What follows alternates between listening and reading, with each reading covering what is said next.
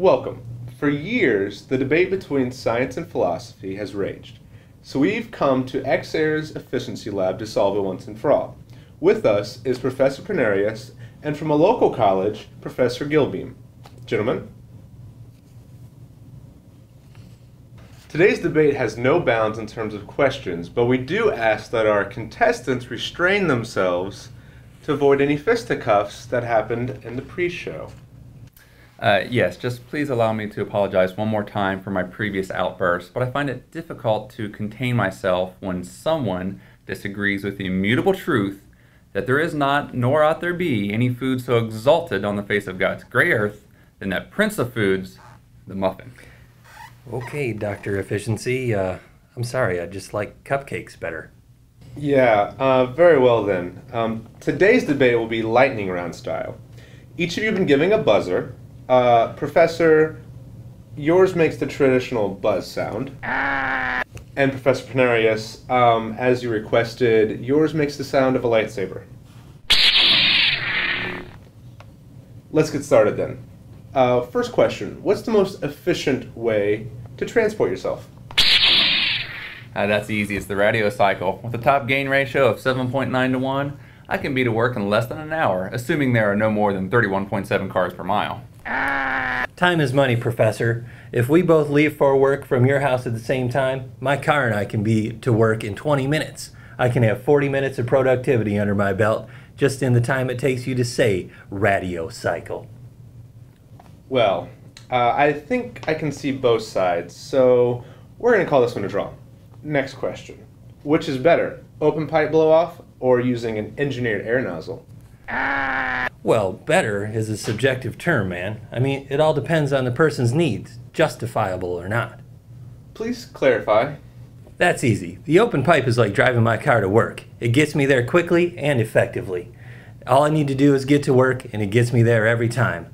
I mean, like, if the pipe's already in place, the easiest thing to do is just ignore it. I mean, if it ain't broke, don't fix it. Do you see what I'm saying? Professor, do you have a rebuttal? First of all, wrong. Now, while better is a subjective term, we can quantify the data of these two methods and see which one is better. What if I told you I could get you to work just as effectively using 86% less energy? Would you be interested? Probably. Okay. We can compare data from these two different methods and come up with an empirically informed decision. Who? An empirically informed decision. What? Okay. Now, just the other day, I was testing an 1/8" open pipe blow-off, all right? At 80 psi, it was using 70 SCFM of compressed air. That's a lot of air. Now, compared to Exair's Model 1102 Mini Super Air Nozzle, it'll do the same job and only use 10 SCFM of compressed air. 70, 10. Who's to say what's better?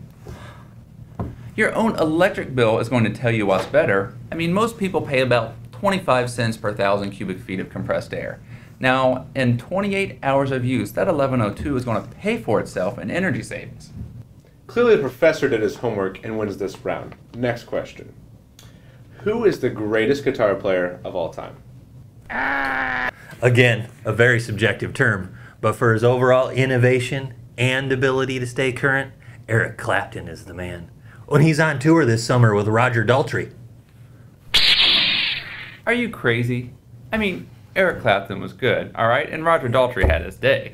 But, I mean, let's get real here, all right? Frank Zappa is the definition of innovation, all right? I mean, so he wasn't popular with the critics. Big deal. He was still the greatest. Eric Clapton's the greatest. No, he wasn't.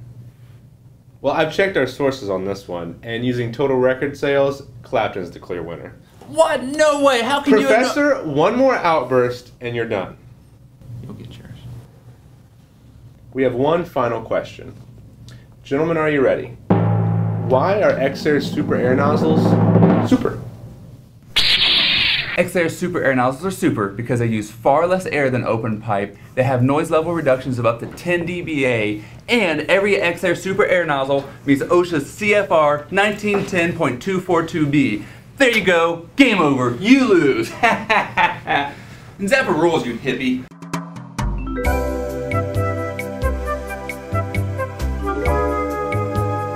Okay, well, I hope you enjoyed today's debate. If you'd like more information, please visit Exair.com to learn more about their air-efficient products. And feel free to use Professor Prenurious' Efficiency Lab. Thank you and good night.